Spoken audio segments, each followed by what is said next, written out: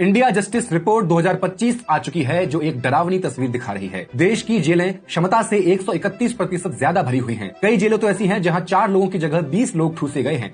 UP की Moradabad jail 497% occupancy पर चल रही है। लेकिन जेलों की भीड़ में सबसे चौंकाने वाली बात यह है कि ज्यादातर कैदी अभी तक दोषी साबित नहीं हुए हैं। पूरे देश की जेलों में 76% कैदी ऐसे ही हैं। लाखों लोग सिर्फ इसलिए जेल में हैं क्योंकि पुलिस ने गिरफ्तार कर लिया और कोर्ट में उनके केस सालों तक लटके रहे। कई लोग सिर्फ इसलिए सड़ रहे हैं क्योंकि उनके पास जमानत की रकम नहीं है या कोई वकील उपलब्ध नहीं है। इन 5,70,000 कैदियों में से करीब 4 लाख SC, ST, OBC से हैं। क्यों? क्योंकि उनके पास महंगे वकील नहीं है, सिफारिश नहीं है। देश के कई थानों में 20% से ज्यादा पद खाली हैं। अदालतों में 5 करोड़ से ज्यादा मामले पेंडिंग हैं।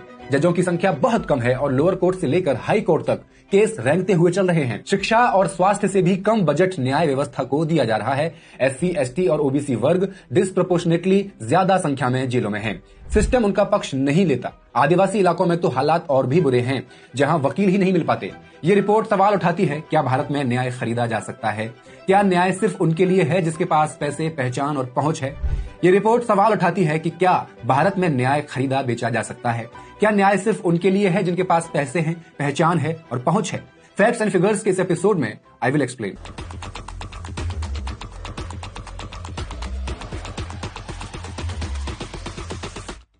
नमस्कार, मैं हेमंत और आप मॉलिटिक्स देख रहे हैं। इंडिया जस्टिस रिपोर्ट 2025 को centre for social justice, common cause, CHRI, Daksh, TISS Prayas, Vidhi centre for legal policy और हाउ इंडिया लिव्स ने मिलकर तैयार किया है। इसमें कहा गया है कि साल 2012 में देश भर की जेलें 112% भरी हुई थी, लेकिन 2022 में यह आंकड़ा बढ़कर 131% पर पहुंच गया है। उत्तर प्रदेश का हाल बद से बदतर है। यहां की 18 जेलें 250% से ज्यादा भरी हुई हैं। मुरादाबाद जेल तो 497% ऑक्यूपेंसी पर चल रही है, यानी एक आदमी की जगह 5 आदमी रह रहे हैं। दिल्ली की तिहाड़ का हाल भी ऐसा ही है। इसकी 2 जेलें 400% से ज्यादा भरी हुई हैं। साल 2012 में देश भर में कैदियों की संख्या 3,80,000 थी, जो साल 2022 तक बढ़कर 5,70,000 हो गई है, यानी 49% की भयानक बढ़ोतरी। एक बिस्तर पे 5 आदमी कैसे सो रहे होंगे? एक व्यक्ति के खाने के बजट से 5 आदमी कैसे खा पी रहे होंगे? इसका अंदाजा आप लगा सकते हैं। रिपोर्ट कहती है सिर्फ 68% कैदियों को ठीक से सोने की जगह मिल पाती है। बाकी फर्श पर, गंदे कोनों में या एक दूसरे से सट कर सोते हैं। बात मेडिकल सुविधाओं की करें तो 775 कैदियों पर सिर्फ एक डॉक्टर है, जबकि स्टैंडर्ड्स हैं 300 कैदियों पर एक डॉक्टर होना चाहिए। यहां तक कि 60% जेलों में तो बुनियादी मेडिकल सुविधाएं भी नहीं है और मानसिक स्वास्थ्य की तो बात ही करना उचित नहीं। दिल्ली में 34% ऑफिसर के पद खाली हैं और 60% करेक्शनल स्टाफ के पद खाली हैं। करेक्शनल स्टाफ यानी वो स्टाफ जो जेलों में बंद कैदियों के रिहेबिलिटेशन, मानसिक और भावनात्मक देखभाल और सुधार के लिए काम करता है। इस रिपोर्ट में सबसे बुरी हालत उत्तर प्रदेश की दिखाई गई, जहां 47% जेल स्टाफ की कमी है। बिहार में पिछले 10 साल में जेल स्टाफ बढ़ने की बजाय 13% कम हो गया है। इन्हीं सब वजह से जेल नहीं रही है। यहां आपको धूम्रपान से लेकर फोन, टीवी, जुआ और ड्रग्स तक सब कुछ मिलता है। सरकार ने जेलों में बजट तो बढ़ाया, लेकिन 2012 में 3275 करोड़ था, जिसे साल 2022 में बढ़ाकर 8725 करोड़ रुपए कर दिया। लेकिन ये पैसा कहां जा रहा है, कहां खर्च हो रहा है, इसका कोई डेटा नहीं है। 60% जेलों में CCTV कैमरे नहीं है। मणिपुर, मेघालय और अरुणाचल में एक भी जेल में वीडियो कॉन्फ्रेंसिंग की सुविधा नहीं है, जो कोर्ट सुनवाई को आसान बना सकती है। 2022 में सिर्फ 37% जेलों में बायोमेट्रिक सिस्टम थे। महाराष्ट्र जैसे बड़े राज्य प्रति कैदी पर सिर्फ 47 रुपए खर्च करते हैं। इस 47 रुपए में प्रत्येक कैदी के लिए दवाइयां, उसकी पढ़ाई, ट्रेनिंग सब कुछ होता है। सरकार अपने पूरे कुल खर्च का सिर्फ 0.13% पढ़ाई और ट्रेनिंग पर, तो वहीं 0.27% वेलफेयर पर खर्च करती है। अगर आपकी सहानुभूति कैदियों के साथ नहीं है तो आपको ये जान लेना चाहिए कि ये सारे कैदी दोषी नहीं है। इनमें से ज्यादातर बिना सजा के ही जेलों में भरे हुए हैं। ये है हमारे देश के अंडर ट्रायल्स वो लोग जिनका केस कोर्ट में चल रहा है, सजा मुकर्रर नहीं की गई है। रिपोर्ट कहती है 2022 में देश की जेलों में 76% कैदी अंडर ट्रायल थे, यानी हर 4 में से 3 लोग बिना सजा के जेल में बंद थे। उत्तर प्रदेश, बिहार और महाराष्ट्र में देश के 42% अंडर ट्रायल्स हैं। अकेले उत्तर प्रदेश में 94,000 से ज्यादा अंडर ट्रायल्स हैं, यानी 22%। पिछले 10 सालों में 3 साल से 5 साल तक जेल में रहने वाले अंडर ट्रायल्स की संख्या कम नहीं हुई, बल्कि 2 गुनी हो गई है। और 5 साल से ज्यादा समय तक जेल में बंद रहने वालों की संख्या 3 गुनी हुई है। 2022 तक जितने भी अंडर ट्रायल्स थे, उनमें से 22% को 1 साल से लेकर 3 साल तक जेल में रहना पड़ा। रिपोर्ट में बताया गया कि अंडर ट्रायल्स में महिलाएं और बच्चे भी शामिल हैं। 2022 में 4,000 से ज्यादा महिला अंडर ट्रायल्स थी, जिनमें से कई अपने बच्चों के साथ जेल में बंद थी। 1600 बच्चे अपनी माओं के साथ जेल की सलाखों के पीछे बड़े हो रहे हैं। क्या ये बच्चे अपराधी हैं? नहीं। जब ये अपराधी नहीं है तो इनकी माएं अंडर ट्रायल्स हैं तो जमानत क्यों नहीं दी जाती? सीआरपीसी के सेक्शन 436A और नए बीएनएसएस के सेक्शन 479 में साफ लिखा है, अगर कोई अंडर ट्रायल अपराध की अधिकतम सजा की आधी अवधि जेल में बिता चुका है तो उसे जमानत मिलनी चाहिए। पहली बार अपराध करने वालों के लिए यह समय 1/3 भी है।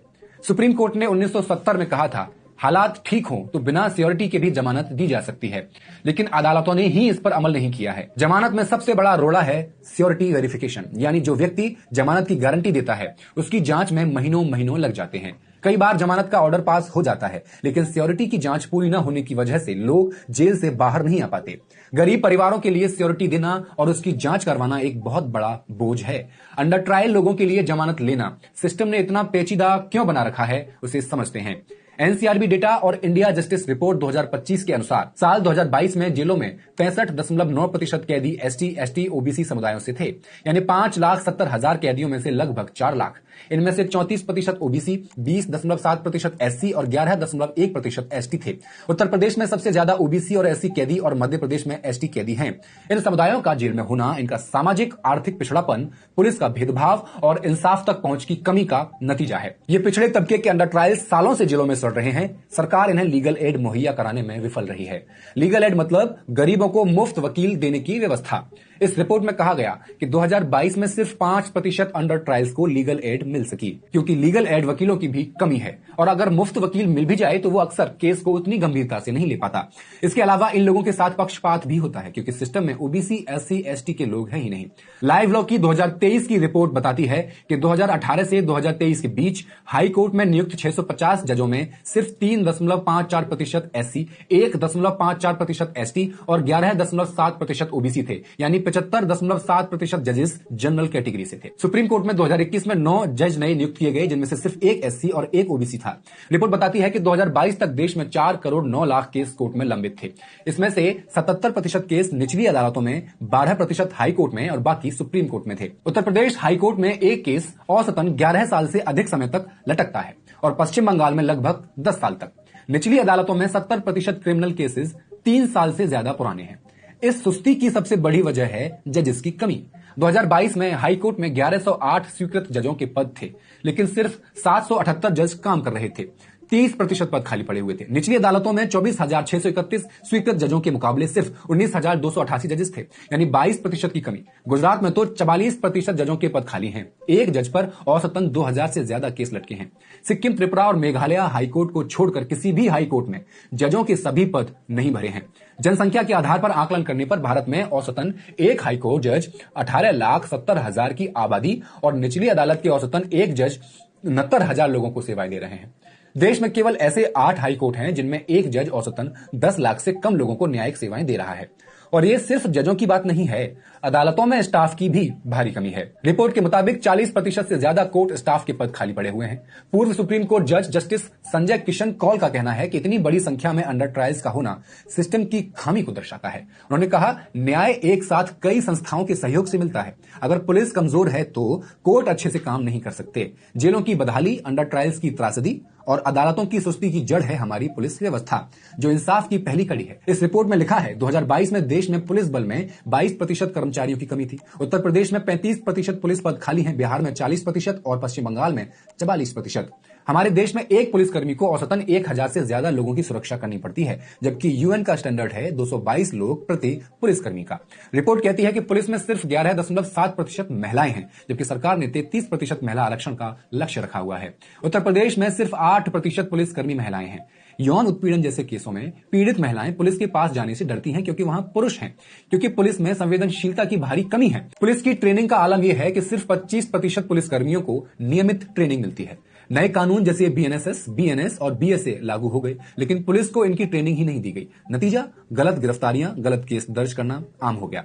रिपोर्ट में कहा गया कि 60% अंडर ट्रायल्स छोटे मोटे अपराधों के लिए जेल में हैं, क्योंकि पुलिस बिना ठोस सबूत के गिरफ्तार कर लेती है। सुप्रीम कोर्ट के डीके बसु गाइडलाइंस और अनिश कुमार जजमेंट में साफ कहा गया है कि 7 साल से कम सजा वाले अपराधों में तुरंत गिरफ्तारी नहीं करनी चाहिए, लेकिन पुलिस इन नियमों की धज्जियां उड़ा रही है। और ये सिर्फ नियम तोड़ने की बात नहीं। रिपोर्ट के मुताबिक उत्तर प्रदेश और बिहार जैसे राज्यों में पुलिस थानों में खर्चा पानी के बिना शिकायत दर्ज नहीं की जाती। अब यह सवाल नहीं कि सरकार कौन सी है, बल्कि सवाल यह है कि क्या हम एक ऐसा सिस्टम बना पाए हैं जहां आम आदमी को सस्ता, तेज और निष्पक्ष न्याय मिल सके। अगर जवाब नहीं है तो यह सिर्फ एक रिपोर्ट नहीं, एक चेतावनी है। समझना जरूरी है, न्याय सिर्फ कानून की किताबों में नहीं होता, वो जेल की